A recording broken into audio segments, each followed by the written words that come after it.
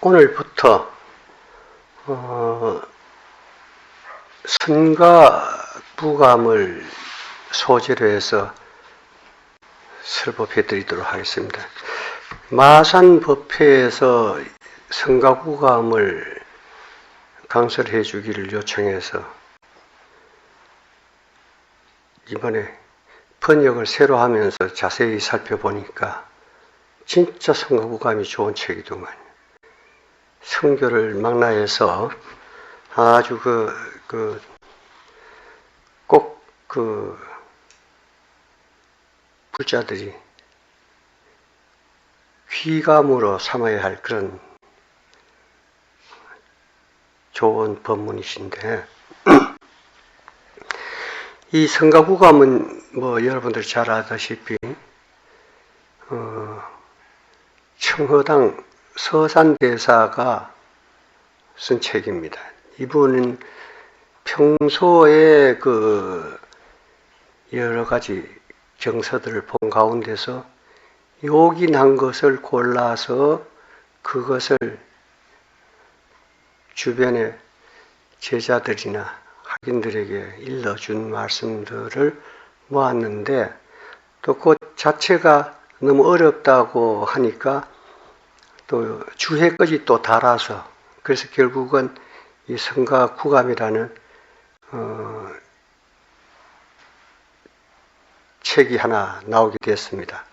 이제 본인이 말씀도 예전에 불교를 배우는 사람들은 부처님 말씀이 아니면 말을 하지 않았고, 부처님 행동이 아니면 따라 하지 않았는데, 그들이 보배로 여긴 것은 오직 대장경의 부처님 말씀에 거룩한 그 뿌리였지만, 오늘날 불자라고 하는 불교를 배우는 이들은 서로 전해가면서 외우는 것이 세속 선비들이 그리어 청하여 지니는 것이 표사다시들 10분이고, 심지어 이런 세속 책들, 잡서들 가지고 울긋불긋 치장까지 해가지고 화려한 포장을 하고 비단으로 싸고 꾸며서 싸두고도 부족해가지고 계속해서 더 많이 쌀라고만 들고, 이것을 보배처럼 생각하면서 불자라고 하니 옛 불자들과 지금의 그 차이가 이다지도 같지 않을까 한탄했습니다. 그래서 옛글의 뜻을 두어 대장경의 거룩한 글로서 보배를 삼기는 했지만은, 대장경이란 것이 너무도 번다해서 장경 바다가 하도 넓고 아득하므로 뒷나루 도반들이 가지를 헤쳐가면서 잎을 따는 수고를 겪을까 해서, 즉 말하자면 앞으로 후학들이 공부하는데 그 대장경의 그 깊고 넓은 방대한 것을 제대로 추려서 깨치기 어려울 것 같아서 그 가운데서 가장 요긴한 간절한 수백 마디를 추려서 한 장에 써놓았던, 한 장이라는 건 지금 이 한 권에다가 써놓았으니 이 글은 간단하지만 뜻은 두루 갖추어졌다고 할 만하다 했습니다. 만일 이 글로서 스승을 선가기감, 이것을 스승으로 삼아 끝까지 참고해서 묘한 이치를 깨닫게 된다면 마디마디에 산석가열애가 나타날 것이니 부디 힘써 볼 일이로다 했습니다. 그러나 글자를 떠난 한마디와 격에서 벗어난 기묘한 보면을 쓰지 않으려는 것도 아니지만 아직 특별한 기틀을 기다릴 수밖에 없다다 했는데, 이게 지금 여기에서 그 격괴선지로만 일러주기에는 어려워들 하기 때문에 한 말입니다. 자, 이렇게 해서 서산 청어 스님이 쓰신 선가부감을 가지고 오늘부터 여러분들에게 좀 알려드리고, 이 책의 발문은 그 제자인 여러분도 잘 아는 그 사명대사가 발문을 쓴 책입니다. 아마 여기 계시는 분들도 한 번쯤은 읽어들 보셨으리라고 믿습니다. 7, 80%, 90%는 성가구감 한 번쯤 읽어보셨을 것 같아요. 근데 이 산승이 이번에 법문을 해주려고 법문 자료로서 성가구감 몇 가지를 구해서 봤는데, 여러분 알다시피 나는 남이 해석해 놓은 거 그냥 그거 읽고 법문을 안 하지 않습니까?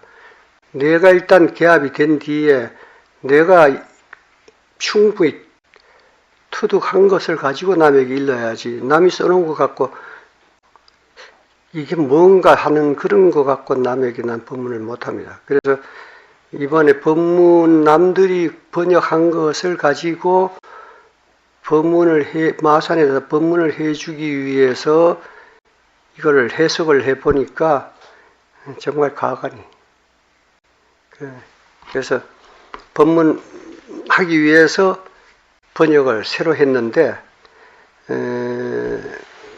지금 카페에 이제 원래 한 거 마치는 올려져 있는데, 그것도 오자 탈자를 조금 고칠 부분이라든가 이런 부분이 있으면 이제 마무리해가지고는 싹 고쳐서 새로 바꿔서 올리도록 해야 할 것으로 알고 있고, 이렇게 해놓고 보니까 이것도 책을 한 권 낼만 하다는 생각이 들어요. 왜냐하면 시중에 한글로 번역된 게 너무 이 산승이 볼 때는 개합이 안 됩니다. 그래서 이렇게 해서는 안 되겠다. 반듯한 번역한 거 하나 책 좀 또 내놓을 기회가 됐지 않나 싶은 생각을 합니다. 자, 본문으로 들어갑니다. 첫 번째, 여기 한 물건이 있으니 본래부터 한없이 밝아 신령스러워 일찍 나지도 않았고 거듭 죽지도 않으니 이름을 가지지도 않았고 모양도 같지 않았노라.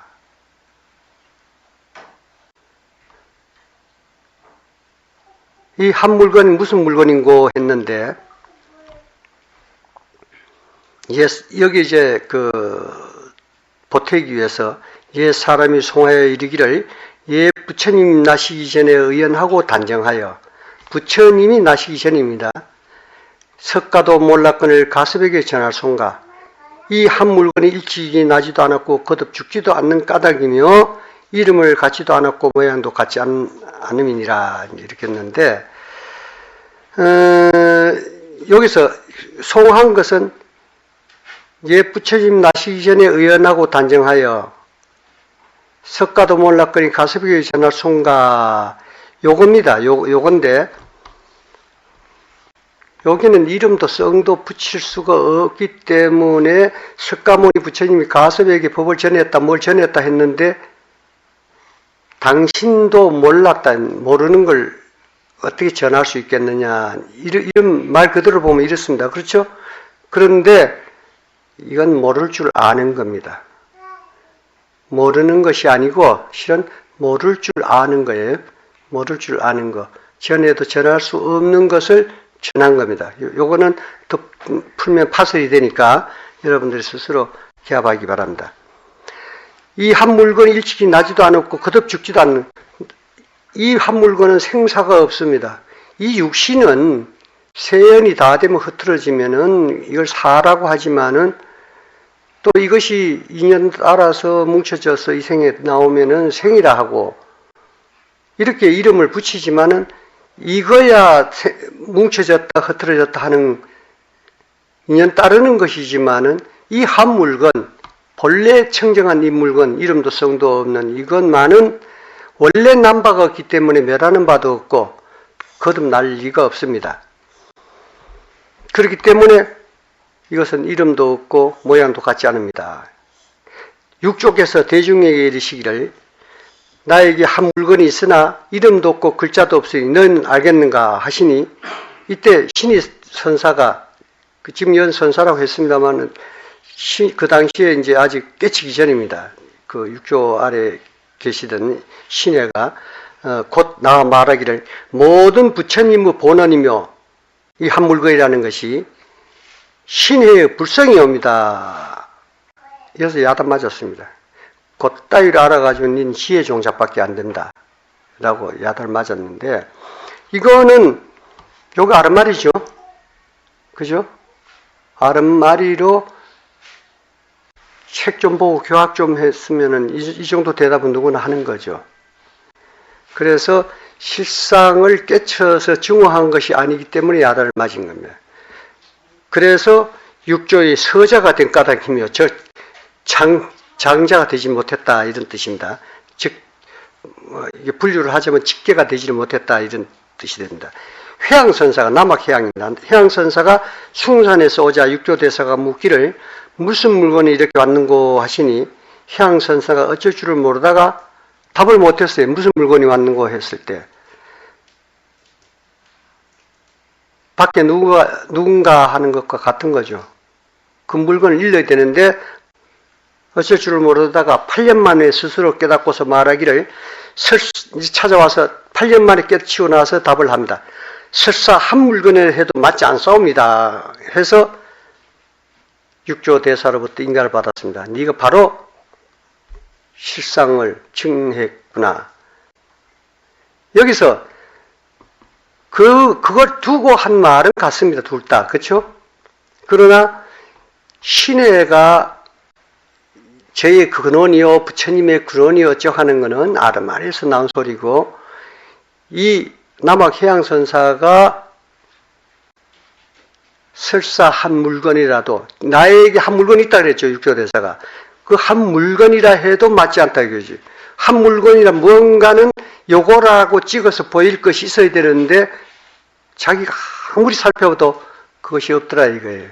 그래서 맞지 않사옵니다 해서 적자가 된 까닭이다 이렇게 말씀을 하시고 송하기를 삼교의 성인은 그러니까 그 삼교라면은 그 중국의 삼교입니다. 중국에서 볼 때 삼교는 불교의 석가모니, 그 유교의 공자, 노자, 그죠? 그 성인이 모두 이 글귀를 쫓아 나왔으나 무슨 글귀입니까?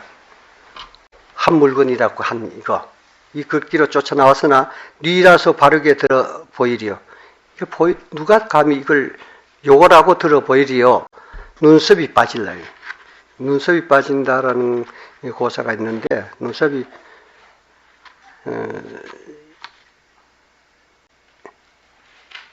헛짓하는 겁니다. 이산석이 주하기를 밝기로는 태양을 초월하고 어둡기는 칠통 같도다. 그러니까 밝다 어둡다라는 말로 표현할 수 있는 것도 아닙니다. 이거를 그 지혜의 밝음을 비유해서 환히 밝다 뭐 이렇게 그걸 증한 분들의 말을 글로서 쓸 수 있는 최선의 말이 그건데 이걸 갖고 아주 자기가 확고하게 틀을 만들어 놓고 뭐 화나고 뭐 빛이니 에너지니 뭐 이딴 소리 하는데 에너지든 빛이든 벌써 이건 용입니다. 그렇죠?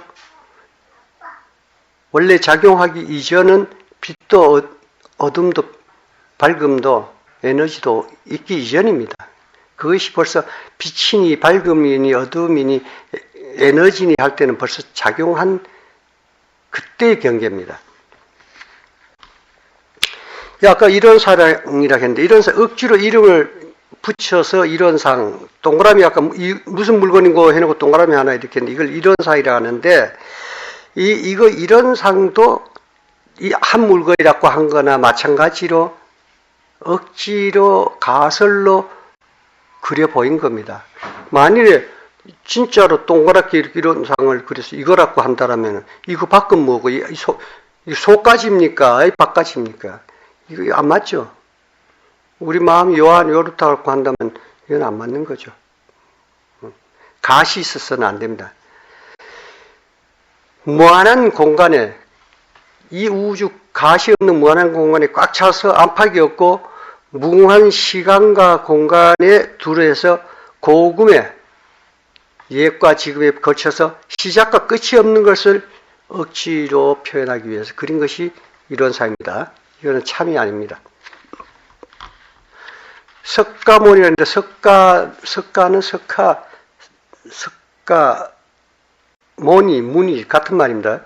그 석가는 그 세존의 원래 태어난 그 종족의 성이고 문이는 성자란 뜻입니다. 그것을 탄생한 성자라는 뜻입니다. 그리고 마하가섭은 석가세존의 10제 제자 가운데 두타 제일로 상수 제자였습니다. 그런데 석존의 법을 이은 초조이고 마하라는 말은 크다는 뜻입니다. 잘 아시죠? 마하가섭이 부처님 다음에 법을 그대로 전해받은 일대 초조입니다. 이분이 3번에 걸쳐서 부처님으로부터 법을 전해받은 그 흔적을 남겼기 때문에 삼처전심이란 말이 있습니다. 그것은 석가모니 부처님이 법상에서 꽃을 들어서 이렇게 연꽃을 들어 보인 것을 보시고 딴 사람 어리둥절해야 할 때 가섭존자만이 그 뜻을 알고 빈 것이 웃었다. 두 번째는 늦게 도착한 누더기를 입고 서 있는 가섭존자를 불러가지고 석가모니 부처님이 반 자리를 물러앉히고 그 자리에서 가섭존자를 반을 남은 반 자리에 앉히고 가사를 돌려서 이렇게 그걸 보임으로써 두란인 경계라는 것을 그래 보였고, 마지막에는 각시상보라 해서 사라상수 아래에서 세존이 인멸에 드셨을 때 관에다 모셨는데 늦게 도착한 가섭존자가 관을 3바퀴를 돌고 난 뒤에 세존이시여 어찌 이토록 일찍 가시나이까 하니까 그때 관 밖으로 발을 두기를 이렇게 내밀어 보이는 곽시상보라고 하는데, 이 3번에 걸쳐서 이신전심으로 법이 전해진 것을 우리는 삼처전심이라고 합니다. 아까 그 설명한 그 하회 하택 신의 선사는 처음에는 형주 옥천사에 가서 3년간 신수대사를 모신 분입니다. 그런데 신수대사가 야, 니 저 남방에 가서 그 육조 해능 스님이 어떻게 법을 설하는지 네가 그 가서 좀 한번 살펴보거라 이랬는데, 이분이 이제 오히려 육조 대사 모시고 있으면서 육조 스님에게 감화를 받고 육조 스님의 법을 읽고 낙양 하택사에 머물면서 육조 스님의 종지를 크게 드날림으로써 오히려 신수대사의 그 가풍 무너뜨리게 된 이런 특별한 분입니다. 어릴 때부터 신동으로 아주 유명한 분인데, 그리고 삼교 성인, 아까 말씀했죠. 불교의 석가, 유교의 공자, 도교의 노자를 우리가 여기서 아까 이야기한 삼교 성인들이라 했는데, 어디 비단 이 삼교 성인뿐입니까? 일체 만유가 바로 이 한 물건으로부터 나온 것입니다. 다음입니다. 부처님과 조사가 세상에 나오시면 바람도 없는데 물결을 일으킨 것이냐. 바람도 없는데 물결이 일어나자면 뭔가 조건이 있어야 일어나죠. 작용하는 조건. 근데 그러한 조건의 가장 큰 의미로 이제 바람을 이야기했는데, 바람도 없는데 물결을 일으켰는데, 원래는 잔잔한데 물결을 일으켰어요. 어떤 면에서는 부질없는 짓입니다. 근데 여기서 그냥 이렇게 두면 못 알아볼까봐 주의하시기를, 부처님과 조사는 석가세존과 가섭존자를 칭하는데, 여기서 세상에 나오신 것은 대비를 바탕으로 중생을 제도합니다. 그러하나 한 물건으로서 본다면, 원래 근본 실상으로 본다면은, 즉 사람마다 본래 면목이 저지를 원만히 이어졌건을 사람이 원래 특성을 그대로 구족하고 있고 원래 부처다면 합니다. 제도해야 할 원래 그러한 것이 아니고 원래 모두가 다 그대로 불성을 구족하고 있고 부처이건을 어찌 남이 억지로 연지 찍고 곤지 찍고 불발라 주기를 바라리요. 자, 아까 이 세상에 나온 것은 대자비로서 중생을 제도하기 위해서 나왔다는데 원래 제도할 중생도 없다 이겁니다. 원래 그 근본 실상으로 볼 때는 그렇기 때문에 한 말입니다. 그래서 이에 세상에 나오심을 파도와 물결이 일어난 까닭인 것이냐. 아까 파도 일으켰다, 물결이 일으켰다 하는 것은 맞아 실다음이 아니다. 지금 이 세상에 태어나고 중생을 제도한다라고 하지만은 실상의 원론으로 들어가면은 사람이 원래 제도할 것도 없고 본래 청정한 마음, 본래 불성 그대로를 구족하고 있다 이런 이야기입니다. 그래서 허공장경에 이르기를 문자도 마의 업이요 이름과 형상도 마의 업이며 부처님은 말씀까지도 또한 마비 업이다라고 한 것이 이 뜻이냐 뭡니까? 모두 문자니 이름이니 형상이니 부처님의 법문이니 하는 것도 실은 부질없는 거죠.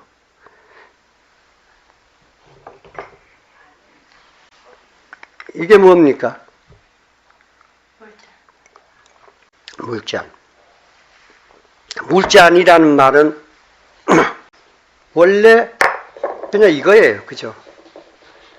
이건데 물잔이라는 말 자체가 실다움이 아니야. 무실. 부질없는 소리 아니에요. 그냥 이거 쳐다보면 이거 있는 그대로 보면 되는데 그죠? 그래서 평지풍파를 일으켰다라는 말을 그래서 쓴다 이런 뜻입니다. 이것은 본분을 바로 들어 보이면은 부처님이나 조사도 아무 소용이 없다. 그래서 살불살조한다 그래. 부처도 조사도 다 죽여라. 뭐 죽인다는 건 무슨 살생하는 그런 죽임이 아니고 부처니 조사니 이름이 끄달려 가지고는 본래 그 실상을 증오하기 어렵다는 뜻입니다. 그리고 송하시기를 하늘과 땅이 빛을 잃고 해와 달도 빛이 없노라. 원래 거기는 밝다 어둡다라는 그 자체가 없다 이런 이야기입니다. 이 산승이 주하기를 평지풍파를 일으킴도 자비가 있으면서 있노라 이래 붙였는데 여기는 이것이 한 물건이 비록 그러한 것이지만은 이것은 그냥 그대로 늘 항상 하는 것이 아니라 묘한 작용을 할 줄 아는 것입니다. 그 묘한 작용을 할 줄 아는 이 지혜가 어리석고 둔하고 밝은 것을 가질 줄 알기 때문에 어리석고 미혹한 중생을 위해서 작용하니까 자비심을 일으키게 된다. 이런 뜻에서 한 말입니다. 다음입니다. 그러하나 법에도 여러 가지 뜻이 있으며 사람에도 여러 가지 근기가 있으니 여러 가지 방편을 베푸지 않을 수 없노라. 비록 한 물건 그 자체는 뭐 터치할 수가 없는 것이지만은 공으로서는 바늘도 통할 수 없는 그렇지만은 사로서는 거마가 통한다 이러죠. 즉 말하자면 입을 열어 이르는 것은 모두가 본래 그것을 볼 때는 허물입니다.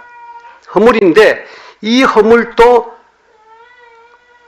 허물이 되는 허물만 되는 허물이 있고 허물이 되지 않는 허물이 있다 이겁니다. 그래서 부처님이 일생 설한 것은 무실, 실답지 않아. 헛소리인 것, 헛된 실다움이 아닌 것으로서 이르렀다. 그렇지만 헛됨도 아니다. 왜? 이걸 보고 물이라고 설명을 했지 불이니 똥이라고 설명하지 않았어요. 이럴 때 이거를 물이라고 컵이라고 설명할 때는 이것은 허물이지만 이거 자체로 볼 때는 허물이지만은 이 말은 이 가르침은 허물이 아닌 허물이 된다 이거죠. 그래서 용서받을 수 있는 욕심과 용서받지 못하는 욕심이 있고 허물 때는 참으로 허물이 되는 허물이 있고 허물이 되지 않는 허물이 있다 이겁니다.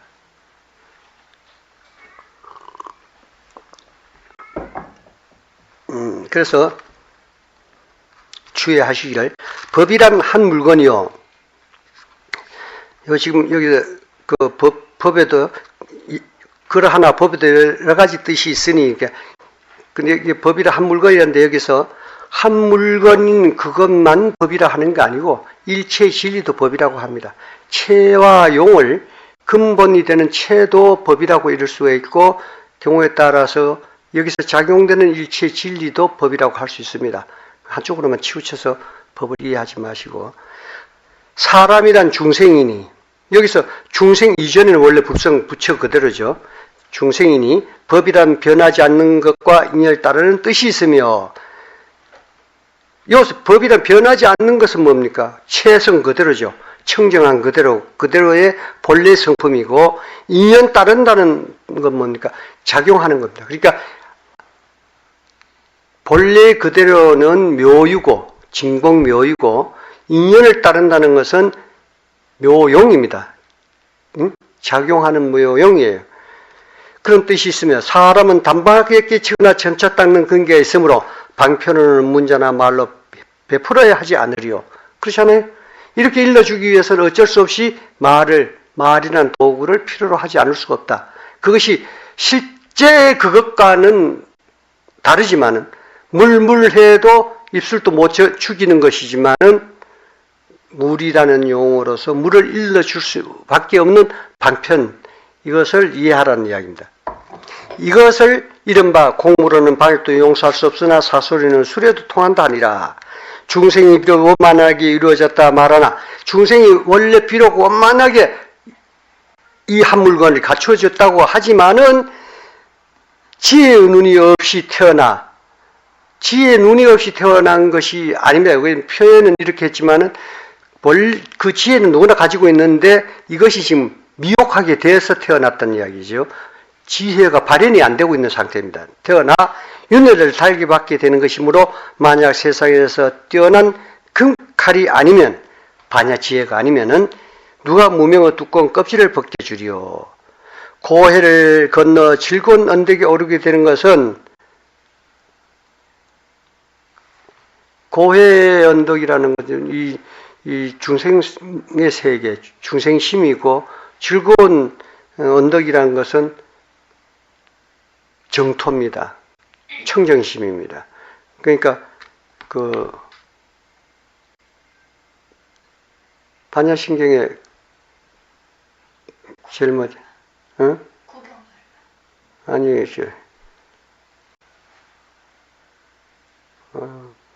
반야바라 밀다. 그러면 반야는 지혜죠. 바라는 걷는다는 뜻이고, 밀다는 그 언덕입니다. 근데 이걸 상으로 쫓아서 저 언덕으로 넘어간다. 그럼 저쪽에 있는 사람은 어디로 갈 거예요? 응?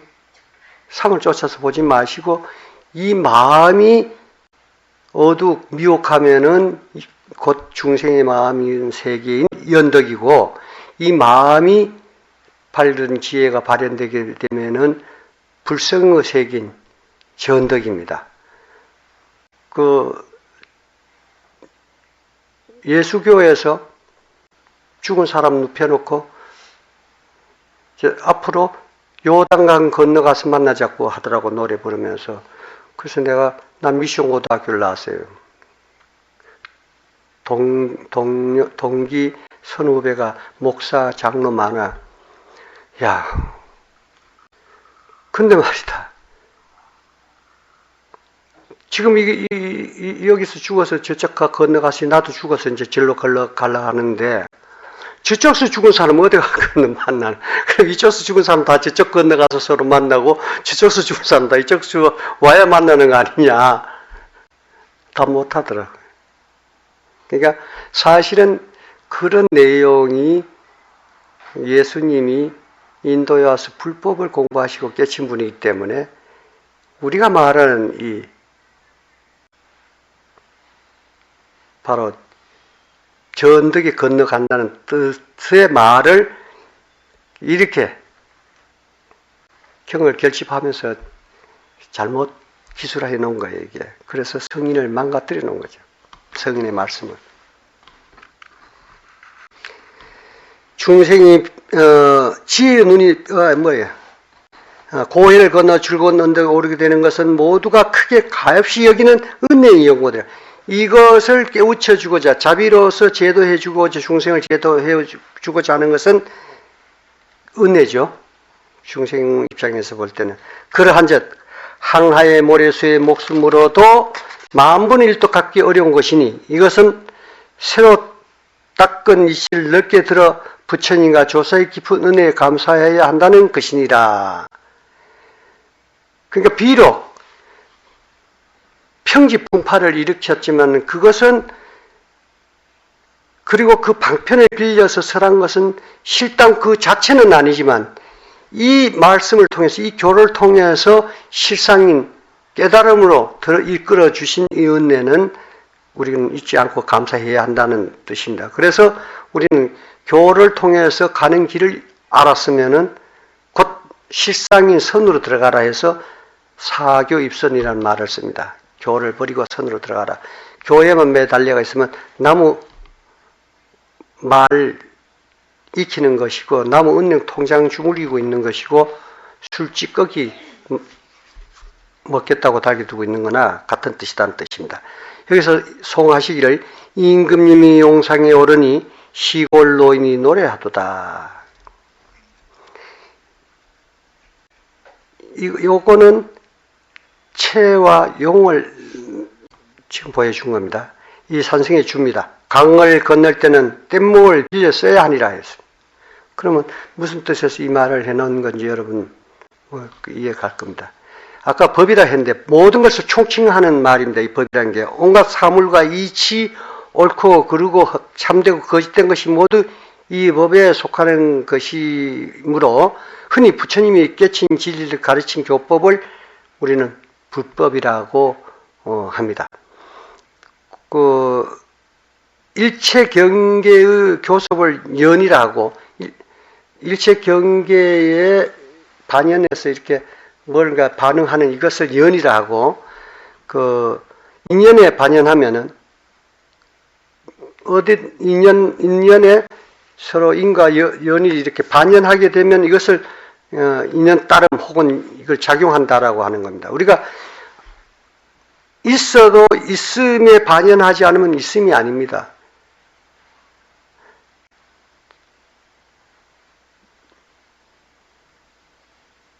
여기 촛불이 있죠? 보셨어요, 다들? 지금 반연했어요, 그죠? 고르기 전에는 있지 않았어요. 여기에 촛불이 있다라고 이 산서 이야기하는 순간에 여러분들이 그쪽으로 눈이 갔고 촛불이 있음으로써 지금 인연된 겁니다, 이게. 그러한 뜻으로 그런 살펴보면 됩니다. 그래서 원래 그 본성, 아까 한 물건이라는 이것은 항상 그대로 고요하고 작용을 할지라도 움직이지 않는 것입니다. 잉크가 푸른 잉크, 빨간 잉크 어쩌고 하지만 잉크 자체가 어때 움직임이 있습니까? 그것을 보는 우리가 마음작용이 빨갛다 노랗다라고 분별을 하고 있는 겁니다. 그와 같이 불변해. 이것을 진여라고도 하고 원적, 평등, 정열, 여여 이런 여러 가지 이름을 붙여서 쓰기도 합니다. 모든 유적물은 절로 원만한 본래 면목을 갖추었기 때문에 이것을 본각 또는 법신이라고 하고 무명의 업장이 두터운 중생은 불조의 교화를 받아서 발심해서 부지런히 닦아 빌어서 깨치게 되는 것을 시각 또는 법신, 이 법신이라 했는데 화신입니다. 화신이라 하며 이렇게 닦아 드는 것을 신운이라 한다. 다시 말해서 원래의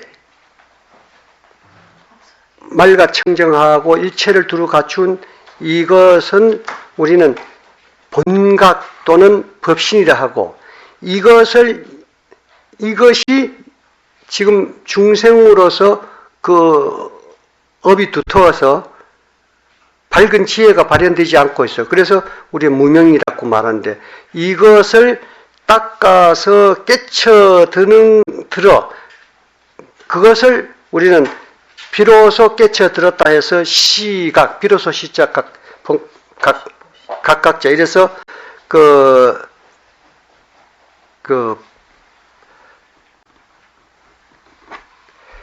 법신이라 하고 이렇게 닦는 것을 우리가 신운이라는 말을 씁니다. 이 본문에 신운이라는 말이 있기 때문에 여러분들에게 요거 한마디 일러드리기 위해서 지금 말씀을 드렸습니다. 다음 본문 하나만 더 합시다. 굳이 여러 가지 이름을 세워서 혹은 마음이라 혹은 부처라 혹은 중생이라 하나 이름에 얽매여 아르마리를 내지 않아야 하니라. 이름하여 뭐다 하지만 그건 억지로 찍어 붙인 이름이고 그렇게 알아가지고는 모두가 아르마리고 지식에 불과합니다. 우리 문제는 어째서 그것인가, 그것이 무엇인가를 우리는 지금 정해야 됩니다. 그래서 실상, 당체라 그래요. 실상 그대로 곧바로 옳은 것이니 생각을 움직이면 곧 어긋나니라.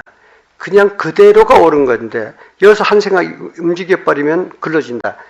그대로가 이거예요. 그냥 그대로가 이건데 여기서 물이니 컵이니 하면은 벌써 허물을 지은 것이다 이런 이야기죠. 그냥 이대로 우린 깨치면 돼. 그죠? 주의하시기를 한 물건에 억지로 세 가지 이름을 세운 것은 가르침의 부득이하며 이름에 얽매여 아르마리를 내지 않아야 한다는 것은 또한 선의 부득이함이라. 지금 선은 실상입니다.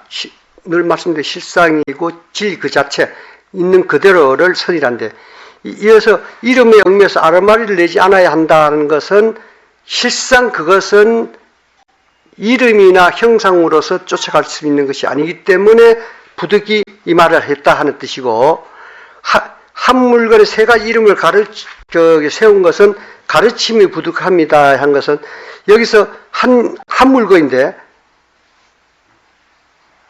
마음이니 부처니 중생이니 이렇게 각각 이름을 달리하고 그 설명을 달리한 것은 할 수 없이 이 한 물건을 가지고 일러주기 위해서 이렇게 바꿔서 이름을 세 가지를 써먹었다는 이런 설명입니다.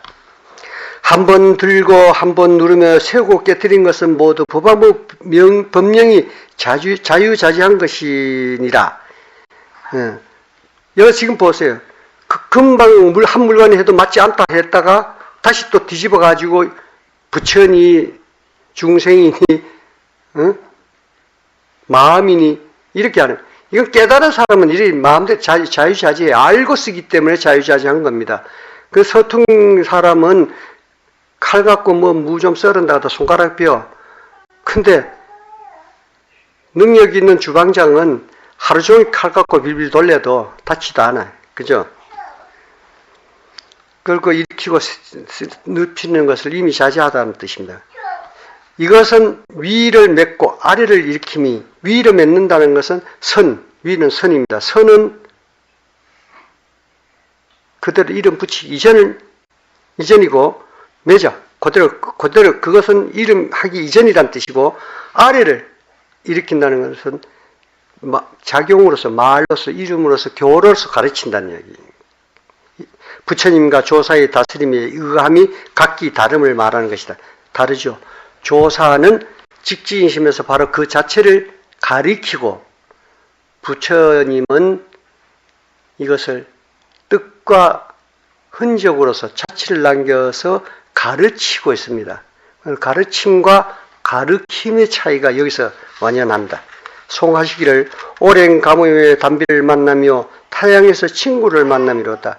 이 모두가 중생을 제도하기 위한 자비이기 때문에 한 말입니다. 이 선생이 주하기를 개구직착이라 공으로는 바늘도 통하지 못하나 사로서는 참마도 통하노라 했고 아까 법왕이라 했는데 부처님을 이제 우리는 지금 가르치는 겁니다. 여기서 부처님은 진리인 법을 밝게 깨치고 걸림없이 쓰며 두루 가르친다는 뜻에서 법왕이라고 하는데 이 부처님 여기서 석가모니 부처님만을 칭하는 뜻은 아닙니다. 깨치면 모두가 법왕입니다. 네.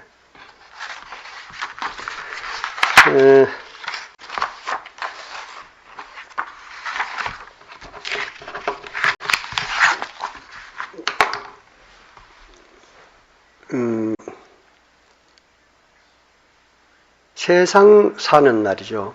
모두가 인연법이고 인과법입니다. 인연이 없이는 무엇이든 있을 게 없습니다.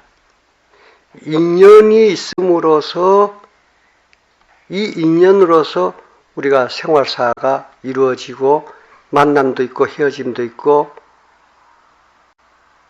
원망도 있고 사랑도 있고 증오도 있고 이렇게 그 인연이 그렇게 반연됨으로써 이러한 것이 생기게 되고 이 인연에 의해서 생기는 것은 또한 인연에 반연하는 것으로서 인이 되면은 그것이 원인이 돼서 행함이 업행이 돼서 과보를 갖고 오게 됩니다. 이것이 인과법입니다. 인과법인데 불교를 이야기할 때, 다시 말해서 진리를 말할 때 이 인연법, 인과법을 빼고는 진리를 말할 수가 없습니다.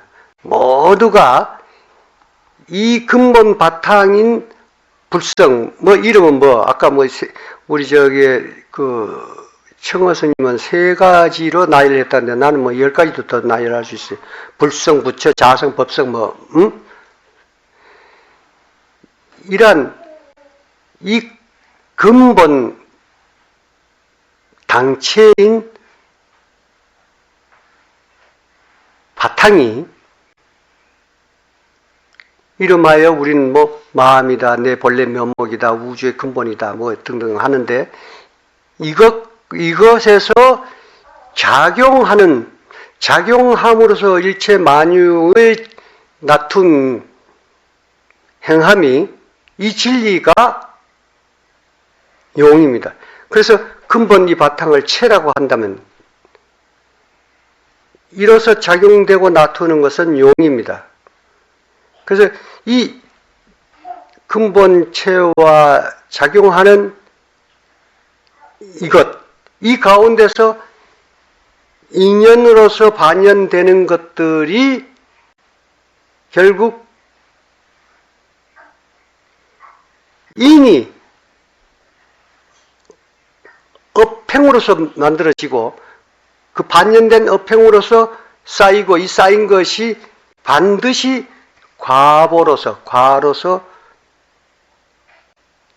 나타나는 것을 우리는 인과법 또는 바보라고 이렇게 하는데 이것 빼면은 진리란 논할 것도 없습니다. 일체가 여기에 이 안에 이 범주 내에서 이루어지고 생하고 멸하고 하는 것이고 이것을 우리는 근본 바탕이 부처이기 때문에 그것을 깨친 분을 우리가 부처님이라 하고 그 부처님이 이러한 것을 진리를 설했다 해서 법, 즉 진리, 부처님이 설한 진리에서 불법이라 하고 이 가르침을 우리는 불교라고 하고 이렇게 이름을 지은 것입니다. 지은 것인데 이렇게 인연이 있어서 생각해 보세요. 세계 인구가 65억입니까?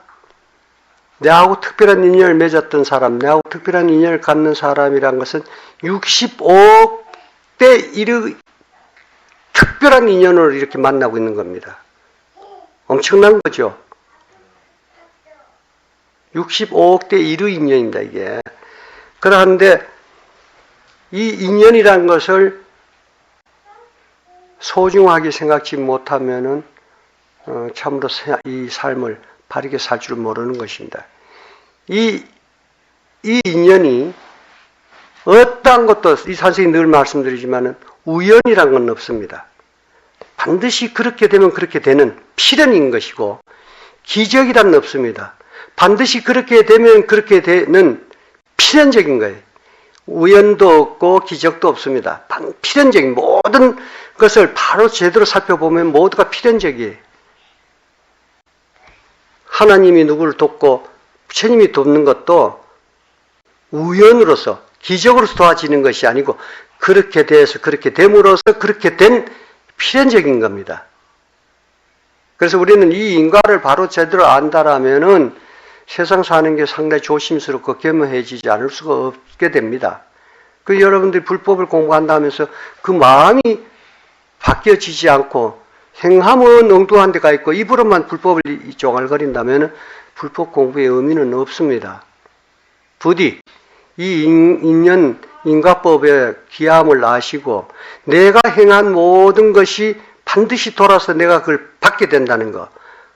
선행은 선으로서 받고 악행은 악으로서 받게 되고 죽고 사는 게 문제가 아닙니다. 악한 가보를 받음으로써 옳지 못한 삶을 살았다는 지탄을 받아야 되는 것. 이걸 한번 생각해 볼 줄 알아야 됩니다. 그래서 여러분, 이 65억 대 1로 만나는 이 세상 인연에 우리가 인연들을 소중하게 생각하시고 이 맺은 인연을 악연으로 헤어지지 않도록 언제라도 살아서든 죽어서든 헤어질 때는 만나면 반드시 헤어집니다. 그렇죠? 이 손가락이 옆에 같이 붙어 있지만 이것도 언젠가는 헤어져야 됩니다. 그죠? 만나는 것은 반드시 헤어지는데 이 헤어질 때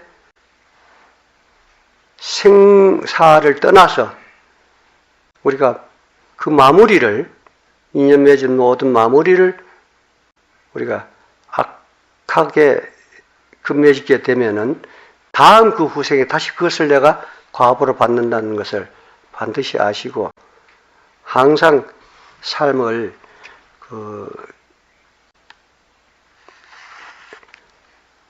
죽음을 앞둔 사람의 마음 자세로 산다면 어떻게 내가 인생을 살아야 될까를 생각할 수 있을 것이고 왜 안에 그렇게 흔들림 없이 담담하게 이 삶을 받아들일 수가 있고 어려운 것도 디디고 넘어갈 수가 있습니다. 그런데 그러지 못하게 되면은 마음이 흔들려서 스스로 괴로움을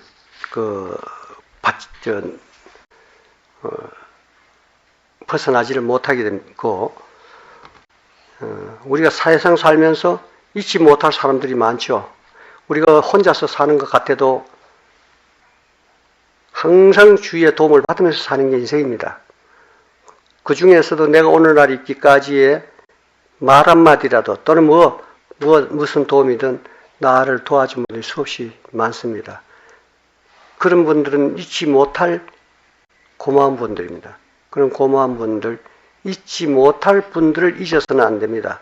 항상 그 인연을 소중히 생각하시고 오래오래 그런 인연을 간직하시도록 살다 보면 어려운 일도 많고 쉬운 일도 많지만은 우리가 포기하지 않고만 우리가 노력한다면 반드시 그 끝은 보이기 마련입니다. 마음을 여셔야 됩니다. 마음을 여시면은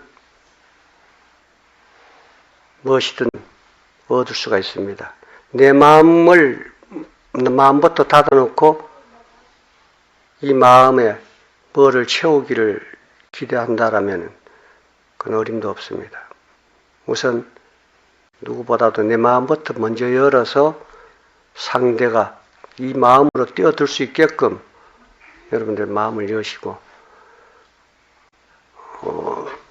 그렇게 세월이 많지 않습니다. 여러분도 이 세상에 남을 시간이 그렇게 여유 있게 많다고 착각하지 마시고 또 이 산승과의 인연도 그렇게 마냥 한량없이 오래오래 여러분들과 같이 있으면서 여러분들에게 이렇게 불법을 전수하려고 했을 기간이 수백 년도 채우지 못하는 짧은 인생밖에 우리에게 주어지지 않고 있습니다. 그것이 생로병사의 진리입니다. 이렇게 해서 여러분들을 기도하고자 할 때, 여러분들이 가까이 할 수 있을 때 부지런히 닦아서 증득해 주시길 바랍니다.